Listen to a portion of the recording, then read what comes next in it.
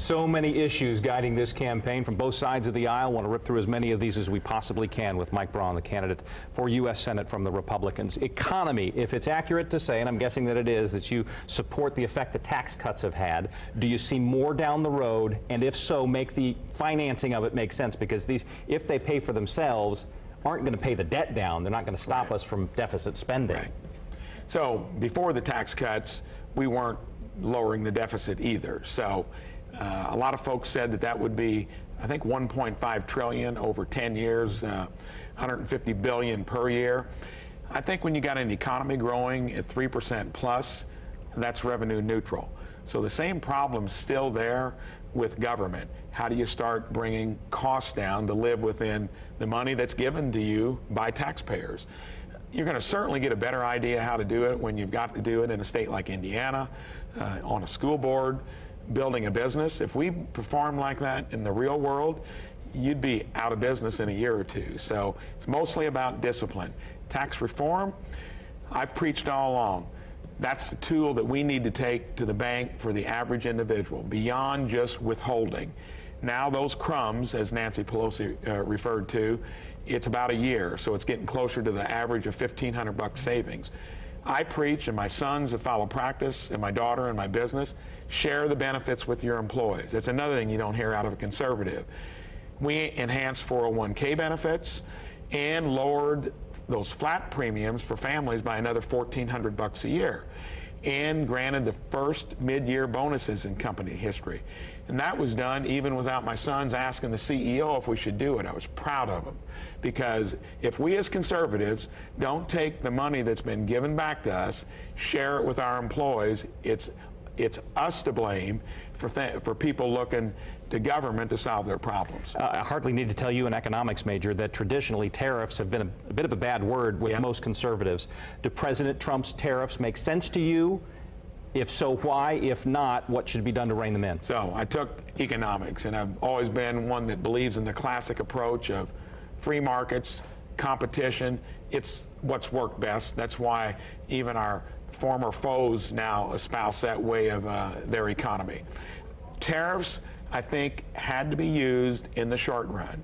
And I think the president had a good nose for it, because now with Canada, with Mexico, and with EU, that's come around to where we've not only discussing it, but actually got some things hammered out that needed to be done. A lot of this stuff was embedded because of our own generosity over the years of helping trading partners. When it comes to the Chinese, they're a tough customer.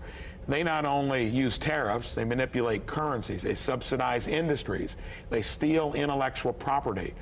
I don't think you can use tariffs there as an effective long-term tool. And as you saw, the Chinese hit one of President Trump's most loyal groups, farmers. They don't have the ability to stand tariffs against their soybean crop. They do not want government help to offset it. I think we circle the wagons with our trading partners that behave, you know, in a well-mannered way, and go at the Chinese and say, hey, you start doing what the rest of us are doing, or we're going to start coming at you together to put pressure on you to do so. So that brings up an interesting point, because your allegiance to President Trump was made clear during the primary season.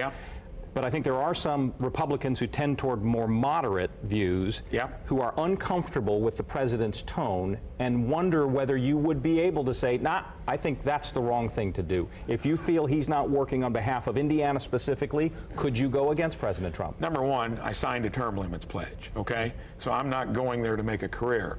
I like the fact that somebody is shaking the system. And my style is going to be different, by the way, than his. Everybody's got a different style. But thank goodness we've done some things, and including unraveling some regulations that were overburdensome. The bureaucracy and what we've accumulated over time, that's why the Obama economy never got above a 1.5% growth rate. Now it's up around 3. We had the last quarter at 4.2. It's been unleashed, and we need to make sure that we harness it, start paying the debt down when we actually start cutting costs, as well as maybe generating a little revenue above and beyond what we're spending, and hopefully a business guy can weigh in on that. I will never rubber stamp anything. Anything I've done in my life, including in the state legislature, I'm not constantly bucking leadership. I'm not going with the flow.